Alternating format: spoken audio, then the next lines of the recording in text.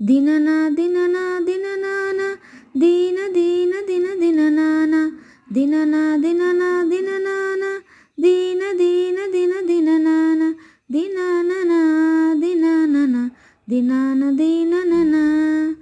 ఆవుల్ని కాచిన ఆటల్లో తేలిన అంతలోనే ఆగెన ఆ బాలుడు.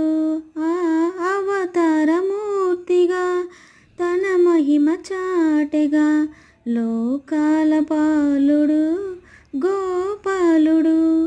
తీయని మత్తును ముంచిన మురళీలోలుడు, మాయని దూరము చేసిన గీతాచార్యుడు.